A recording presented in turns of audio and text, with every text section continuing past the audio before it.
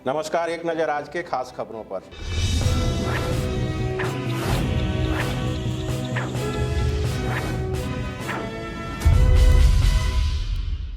दिल्ली में जारी रहेगा वीकेंड कर्फ्यू, 50% क्षमता के साथ खुल सकेंगे निजी दफ्तर।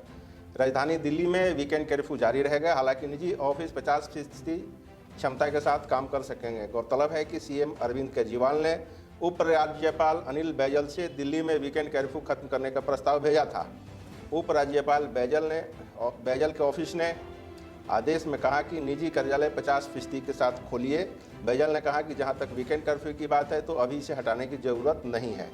उपराज्यपाल ने कहा कि राज्य में कोरोना की हालात सुधरने के बाद वीकेंड कर्फ्यू और दुकानों को खोलने को लेकर फैसला किया जा सकता है।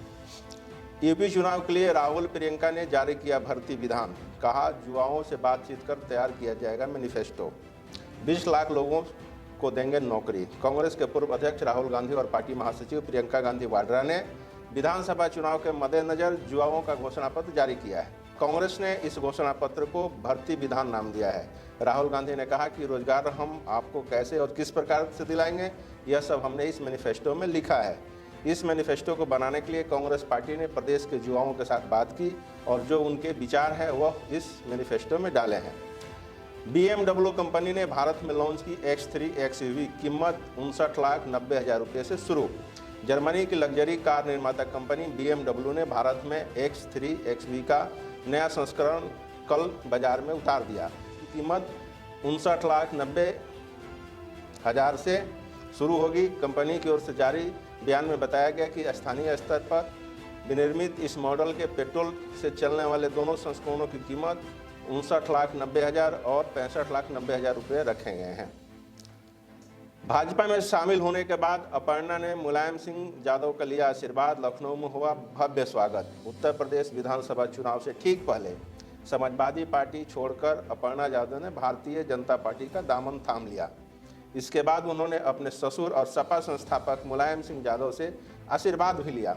अपर्णा यादव ने इस मुलाकात की तस्वीर भी साझा की। अपर्णा यादव ने ट्वीट में लिखा कि भाजपा की सदस्यता लेने के बाद लखनऊ आने पर पिताजी यानी नेताजी से आशीर्वाद लिया।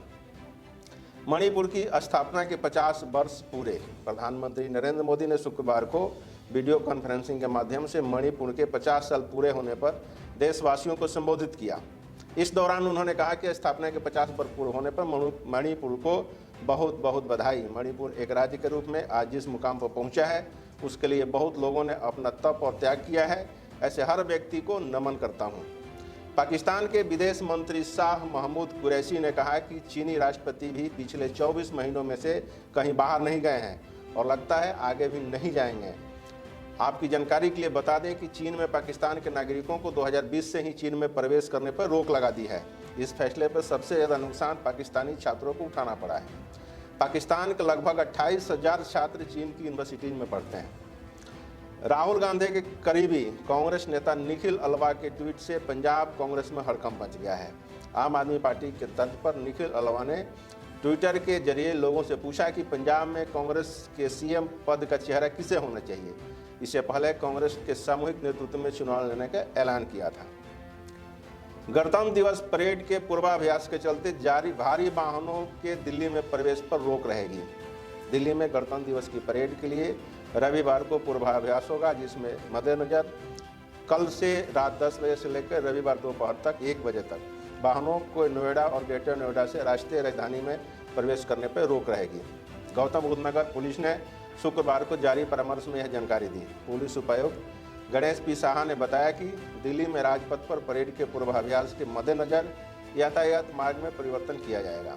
राष्ट्रीय राजधानी दिल्ली में इंडिया गेट पर पिछले 50 सालों से जल रही अमर जवान ज्योति का राष्ट्रीय युद्ध स्मारक पर जल रही लौ में विलय किया जाना है। इस पर सियासी विवाद खड़ा हो गया है। जानकारी के लिए बता दें कि अगर अमर जवान ज्योति की स्थापना उन भारतीय सैनिकों की याद में की गई थी जो कि 1971 के भारत पाक युद्ध में शहीद हुए थे। इस युद्ध में भारत की विजय हुई थी और बांग्लादेश का गठन हुआ था। तत्कालीन प्रधानमंत्री इंदिरा गांधी ने 26 जुलाई 1972 को इसका उद्घाटन किया था, लेकिन अब अमर जवान ज्योति का राष्ट्रीय युद्ध स्मारक पर जल रही लौ में विलय किया गया है, जो कि इंडिया गेट के दूरी केवल 400 मीटर की है। उल्लेखनीय है कि प्रधानमंत्री नरेंद्र मोदी ने 25 फरवरी 2019 को राष्ट्रीय युद्ध स्मारक का उद्घाटन किया था, जहां 25 या 942 सैनिकों के नाम स्वर्ण अक्षरों में लिखे गए हैं। यूपी में चुनाव के बाद सपा से हाथ मिलाने को तैयार कांग्रेस, प्रियंका गांधी ने साफ किया इरादे। कांग्रेस पार्टी ने साफ किया है कि यदि चुनाव बाद जरूरत पड़ी तो उनकी पार्टी गठबंधन सरकार में शामिल हो सकती है। खुद कांग्रेस महासचिव प्रियंका गांधी ने कहा कि पार्टी अपने एजेंडे की शर्त पर ऐसा कर सकती है।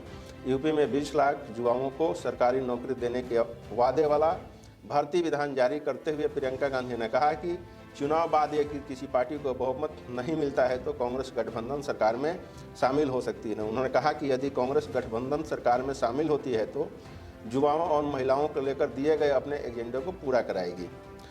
उनकी बात से साफ है कि चुनाव के बाद वह सपा या रालोद से गठबंधन को बहुमत न मिलने की स्थिति में उनके साथ जा सकती है। कांग्रेस की यूपी प्रभारी और पार्टी के महासचिव प्रियंका गांधी वाड्रा प्रदेश के मुख्यमंत्री पद की दावेदार हैं। संकेतों से स्पष्ट हो चुका है कि पार्टी की ओर से यूपी चुनाव के लिए घोषणा पत्र जारी किया गया। जब पत्रकारों ने उनसे सवाल किया कि यूपी चुनाव में कांग्रेस पार्टी का चेहरा कौन है, इस सवाल के जवाब में प्रियंका गांधी वाड्रा ने कहा कि कोई और दिख रहा है क्या। कांग्रेस सरकार बनने की स्थिति में प्रदेश में रोजगार पर सबसे अधिक ध्यान देने की बात कांग्रेस की ओर से कही गई है। कार्यक्रम में कांग्रेस सांसद और पूर्व अध्यक्ष राहुल गांधी भी मौजूद थे। हालांकि इस कार्यक्रम में राहुल गांधी का भाषण संक्षिप्त रहा और वे लगातार केंद्र की नरेंद्र मोदी सरकार पर ही निशाना साधते नजर आए। लोकप्रियता के ग्राफ में नमो का डंका एक बार फिर बजा। एक बार फिर भारतीय प्रधानमंत्री नरेंद्र मोदी दुनिया के एक लोकप्रिय नेता के रूप में प्रतिष्ठित हुए हैं। नमो का डंका पूरी दुनिया में बज रहा है। ग्लोबल पॉपुलैरिटी में एक बार फिर से पीएम मोदी नंबर 1 पर स्थान बनाए हुए हैं। लोकप्रियता के सर्वे के दौरान ग्लोबल वर्ल्ड लीडर्स लिस्ट में मोदी को पहले नंबर पर चुना गया है। पीएम मोदी को इस लिस्ट के लिए 71% अप्रूवल रेटिंग मिली है। बिहार में 6 फरवरी तक बढ़ाया गया नाइट कर्फ्यू। पहले की तरह ही लागू रहेंगे सभी प्रतिबंध। राज्य में कोरोना महामारी को लेकर बिहार सरकार ने सभी पाबंदियों को 6 फरवरी तक बढ़ा दिया है। मुख्यमंत्री नीतीश कुमार ने ट्वीट कर इसकी जानकारी दी। मुख्यमंत्री ने ट्वीट कर कहा कि कोरोना की स्थिति में समीक्षा की गई। कोरोना संक्रमण की स्थिति को देखते हुए वर्तमान में लागू सभी प्रतिबंधों को 6 फरवरी तक विस्तारित करने का निर्णय लिया गया है। कोरोना उम्र नहीं देखता, यह किसी को भी संक्रमित कर सकता है, लेकिन तीनों लहर की अब तक की स्वास्थ्य विभाग के स्टडी रिपोर्ट में खुलासा हुआ है कि इसमें 21 से 40 साल के उम्र के युवाओं को सबसे ज़्यादा अपनी चपेट में लिया है। यह कुल मरीजों का करीब 45.35% है। सबसे कम 10 साल तक के चपेट में बच्चे आए हैं। इसका प्रतिशत महज 3.43% रहा है। जॉर्ज पंचम की जगह लगेगी सुभाष चंद्र बोस की प्रतिमा। नेताजी की 125वीं जयंती के मौके पर 23 जनवरी को पीएम नरेंद्र मोदी इस मूर्ति का अनावरण करेंगे।